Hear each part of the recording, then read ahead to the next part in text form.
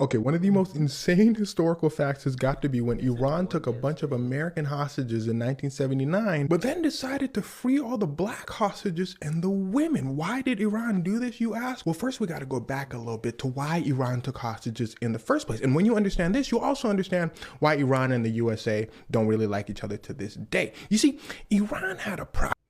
Bro, one conversation I will not engage in and that immediately pisses me off is when white people start talking about class consciousness. They keep saying, we gonna be targeted by Iran. We gotta fight back. We, like they speak in French. But baby, trust me, we will not be targeted because if anything, they know their target is them bloodthirsty rich men.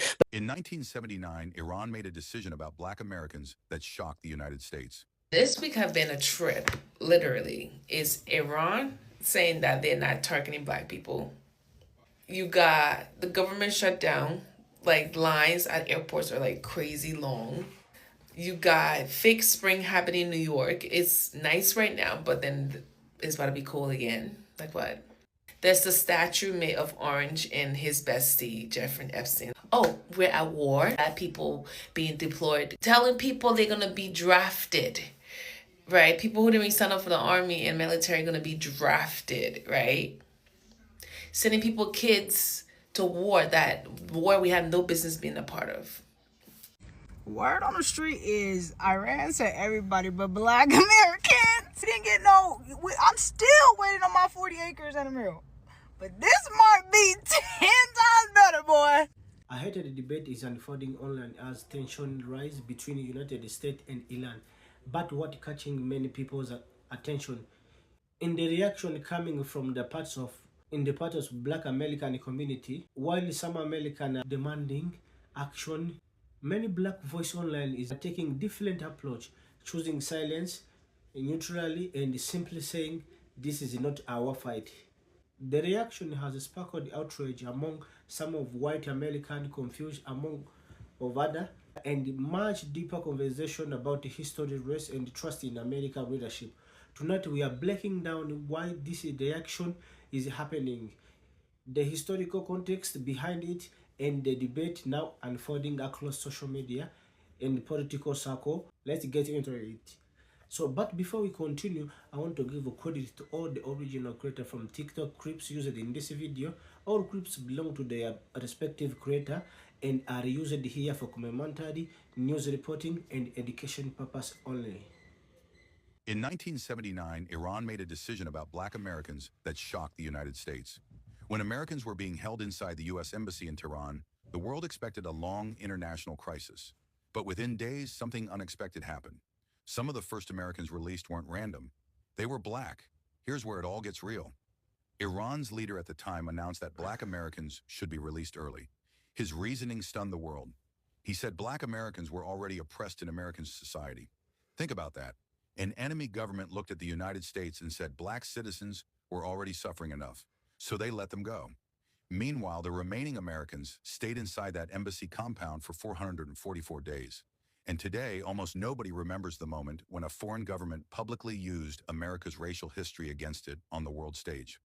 What does it say about a country when even its rivals point to the same problem? Comment 1979 if you feel this truth should be known, and especially right now. And follow for more. Bro, one conversation I will not engage in and that immediately pisses me off is when white people start talking about class consciousness. Miss me with that bullshit, bro. I'm not hearing it. There's nothing that you can say. There's no amount of information. There's no book. I don't care what type of philosopher, sociologist that you pull from. I'm not hearing it. I'm not hearing it, bro. Because y'all only use that shit as a way to circumvent the accountability of all the fucked up shit you and your ancestors have done that have led us up to this moment right here, right now in history. Y'all are solely responsible for the current fucked up state of the world, bro. And y'all still find a way to play victim in it all. Oh, the government has tricked us and they utilize capitalism and this. I don't want to hear it. It's been over half a millennia, bro.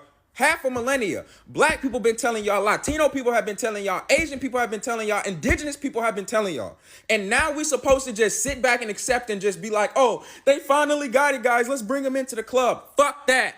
I'm not hearing it, bro. Y'all ate us, bro. Y'all still eating people. We still dealing with the fallout of y'all fucked up decisions. It's not happening, dog. It's not happening. Now y'all want to talk about class consciousness because your back is against the wall and the ship is sinking. No, y'all motherfuckers is about to drown and we got our own boat that we about to sail on. Fuck y'all. That's not happening, bro. People, oh, well, black people can't do it by themselves. Watch us, nigga. Watch us. This week have been a trip, literally. Is Iran saying that they're not targeting black people. You got the government shut down.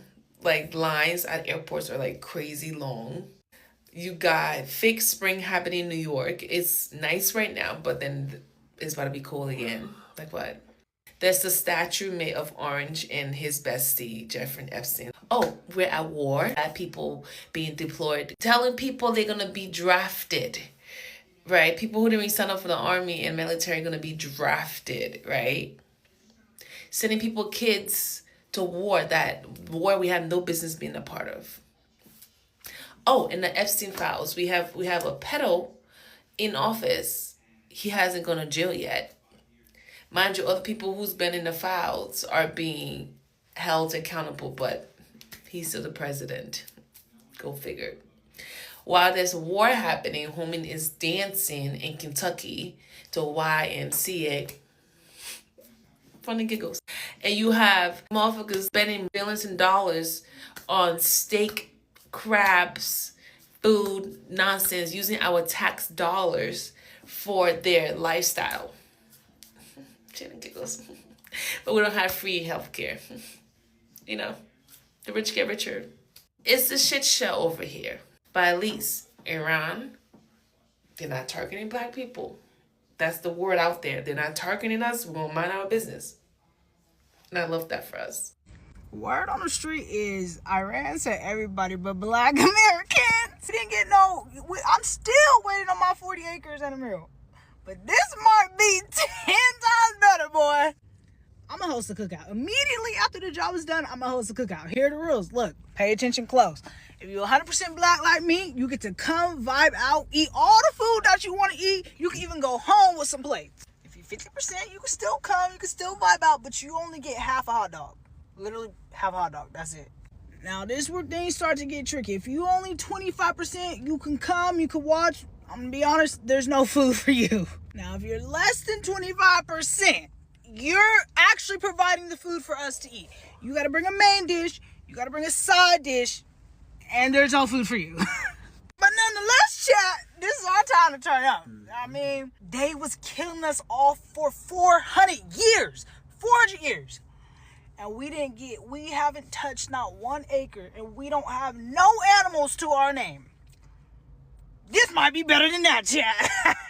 They keep saying we gonna be targeted by Iran. We gotta fight back. We like they speak in French, but baby, trust me, we will not be targeted because if anything, they know their target is them bloodthirsty rich men. But just in case y'all don't believe me, let's talk about the unique and historical relationship between Black Americans and Iran. Let's get into it. And if you've made it this far in the video, please just try to keep an open mind. I know unlearning everything we've been taught is very hard, but stick with me because this is not a conspiracy theory. It's a proven fact. And to understand it, we gotta go all the way back to 1979 when they overthrew the brutal US-backed dictator Shah Pahlavi. And if that name sounds familiar, it's because his son Reza Pahlavi is all over the news cheering on the US and Israel bombing Iranian schools. But anyway, in 1979, Iranian revolutionaries stormed the US embassy in Tehran and took more than 60 people hostage. The situation lasted 444 days, and when they released people, they released Black people and women first. And you're probably thinking, why would Iran do that? Well, the Ayatollah at the time said that he saw us as an oppressed group of people in America, and he didn't hold us hostage because he said that we were probably sent to Iran against our will or were victims of the US government. News reports at the time, including a broadcast by ABC's Peter Jennings, confirmed that Iran's leadership was planning to release women and Black hostages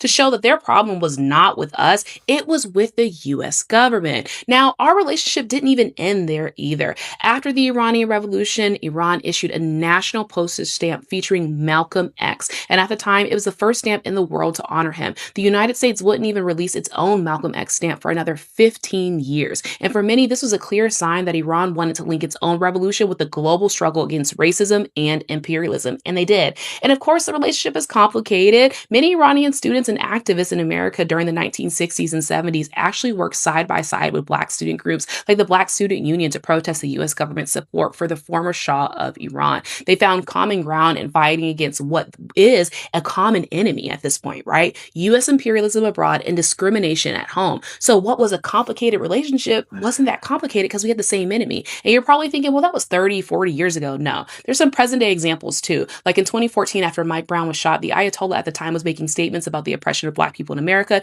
In 2020, after George Floyd was murdered, he did the same thing. Iran's leadership frequently talked about the oppression of Black people here in America and called out our system of racist policing. So again, their beef is not with us. Never has been, never will be. And yes, the Iranian government has made similar statements about other oppressed groups as well. But this video is for us, by us, okay? But anyway, you know who they are mad at? Them people at 1600 Pennsylvania Avenue Northwest that keep bombing their countries every couple of years. So again, Okay, one of the most insane historical facts has got to be when Iran took a bunch of American hostages in 1979, but then decided to free all the Black hostages and the women. Why did Iran do this, you ask? Well, first we got to go back a little bit to why Iran took hostages in the first place. And when you understand this, you also understand why Iran and the USA don't really like each other to this day. You see, Iran had a problem. You see, back before the 1950s, Iran's oil industry was basically completely taken over by the United States and Britain. Iran was barely getting a share of their oil. Iran said, knock, knock, knock, hello, United States, Britain, can we have our oil back? United States and Britain said, who said we got your oil? Iran said, boy, we not stupid out here. We see y'all scamming us. United States and Britain said,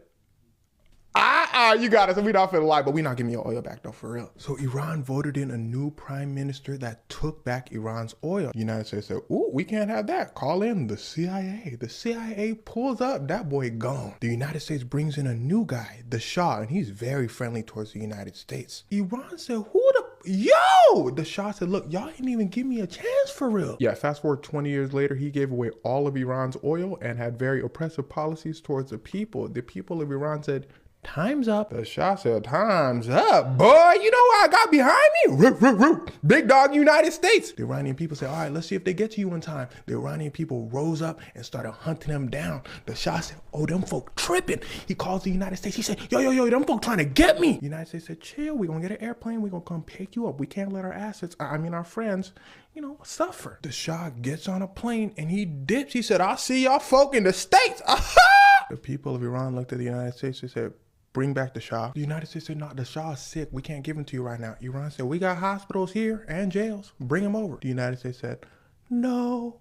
And we still gonna take your oil because we're gonna bring in a new guy to still take your oil. This was the last straw for Iran. Iranian college students stormed the United States embassy and take everybody hostage. They said, bring back the Shah. The United States said, release the hostages. What are your demands? Iran said, well, they're pretty reasonable. 1, we want the Shah back. 2, we want you to leave us and our oil alone. The United States said, no. If there's something you gotta know about the United States of America, is it's very hard to negotiate with. The United States wants it all at all times. They said, hostage, y'all gonna have to hold it down. The hostage said, United States said, counteroffer, we keep the Shah, we keep the oil, and you give us the hostages. Iran's new supreme leader, Khomeini, said, look at my face. Do I look like I'm finna play with y'all? Give us back the... Hold on.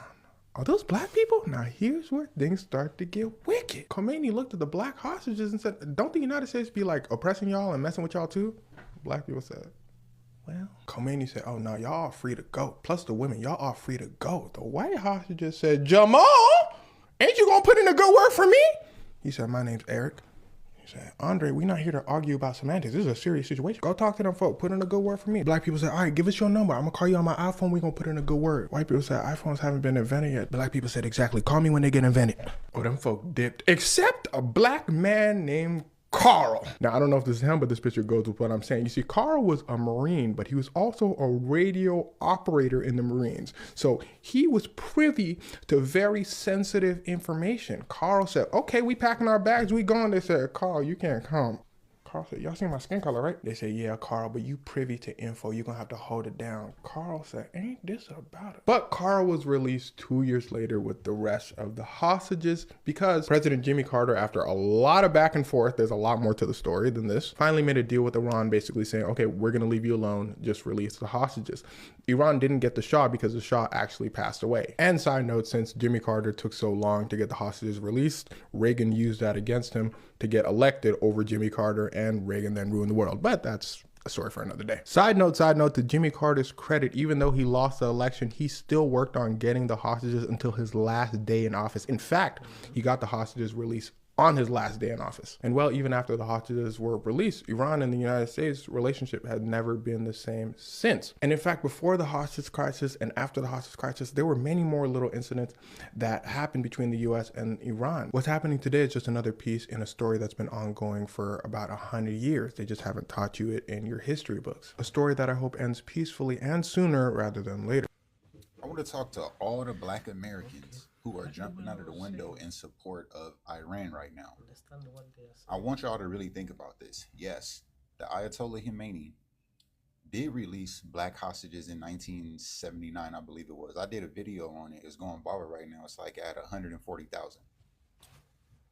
I'll need y'all to understand that that was then and this is now. And at the end of the day, you're American, and the fate of you and your family depends on Americans being victorious. Okay?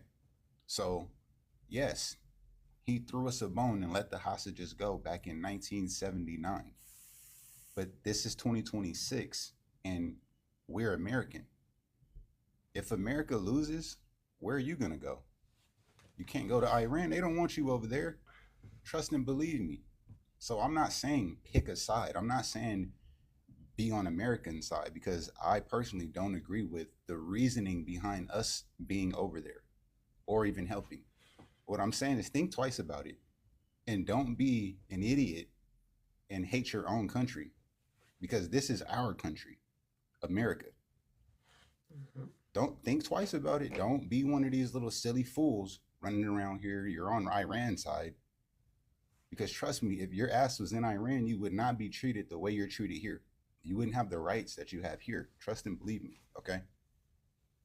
So yeah, good looking out, Ayatollah Khomeini, for letting them niggas go back in 1979, but it's 2026 now. I wish you guys the best. I don't want no bombs dropped on you guys, but I'm American. And my freedom, my children's freedom, and their future depends on America winning any fucking battle we enter into. You guys got to stop being so emotional and use logic. Let's say we lost. Let's say Iran, Russia, and China did bomb the shit out of us. That means you're gone too. Okay. You kids and you fools don't think about that type of stuff. It's like every video you make, you're here comfortable talking to an iPhone, electricity, plumbing, and you want us to be bombed to smithereens by another fucking country. Black people, wake up. Please wake up. This conversation showed just how complicated American relationship with the whole history and identity can be. For some Black Americans, staying quiet about the Iran situation are reflected of wrong-standing, frustration, and historical experience. For others, it's raising serious question about unity and national responsibility during the global conflict. What clear is that the debate is just foreign policy. It's a touch on less trust in the government and the way different communities experience America. Now I want to hear from you. Do you think staying natural in this situation makes sense, or should all America stand together when international tension rises? Let me know your thoughts in the comment section. And if you found this report helpful, make sure you like, subscribe, and stay tuned for more analytic and breaking story. See you next in another episode.